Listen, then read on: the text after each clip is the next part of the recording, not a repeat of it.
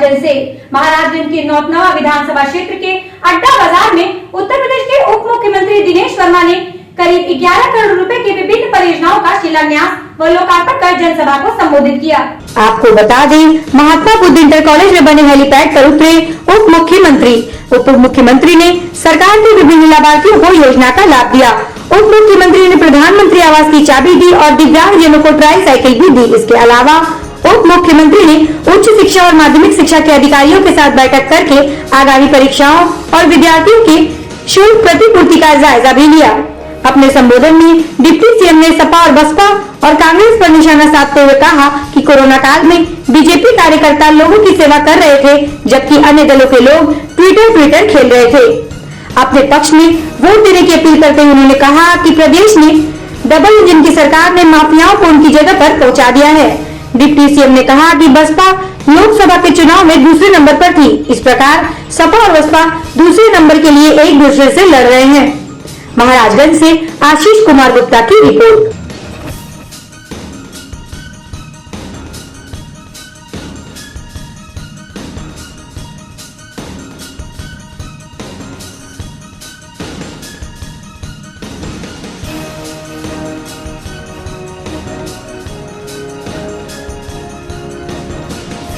Seat को वहीं रख के बोले हाँ भाई क्या कार्यक्रम है आज का, अच्छा यहां ये कर डालो वहां ये कर डालो।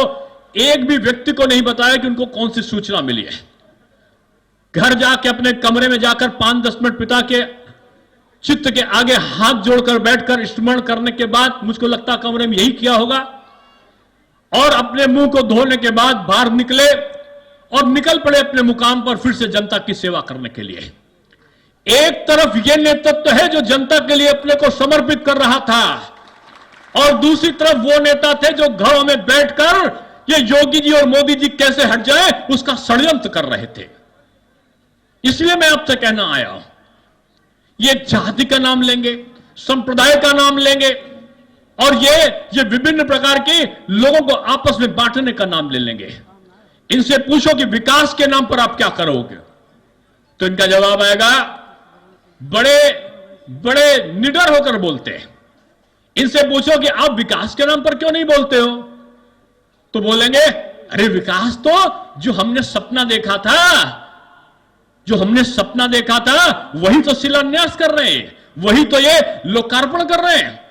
आपने सपना देखा, बहन जी आप 5 साल तक रही, भतीजा जी आप 5 साल तक रहे, पूज्य पिताजी उसके पहले 5 साल तक रहे, और आपके जो आप नारा देते थे कि उत्तर प्रदेश के 2 लड़के, आदरणीय दिल्ली के नेताजी भी आपके साथ में थे।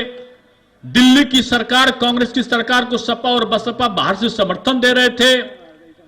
आपकी डबल इंजन की नहीं ट्रिपल इंजन की सरकार थी, और ये 3-3 इंजन मिलकर उत्तर प्रदेश के सपने को पूरा क्यों नहीं कर पा रहे थे? क्योंकि एक तरफ प्रयागराज का माफिया था, एक तरफ पहुंचा हुआ पूर्वांचल का माफिया था, एक तरफ पश्चिमी के माफिया थे, एक तरफ ऐसे लोग थे जो नहीं चाहते तो जो ऐसा दंगा करते थे कि रामलीला हो तो कर्फ्यू, दुर्गा पूजा हो तो कर्फ्यू, कांवड़िया की यात्रा निकले तो अराजक तक पत्थर बरसा देते थे।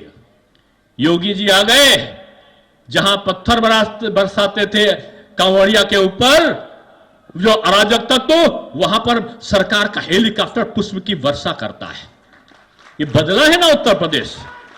हम बोलते थे रामलला हम आएंगे मंदिर वहीं बनाएंगे, ये बोलते थे हम तारीख नहीं बताएंगे, ये बीजेपी वाले झूठ बोलते हैं, कहते हैं मंदिर वहीं बनाएंगे लेकिन तारीख नहीं बताएंगे। मोदी जी और योगी जी ने तारीख भी बता दी माननीय सुप्रीम कोर्ट के निर्णय के बाद, और उसका शिलान्यास करने के बाद आज युद्ध स्तर पर उसका निर्माण भी शुरू करा दिया।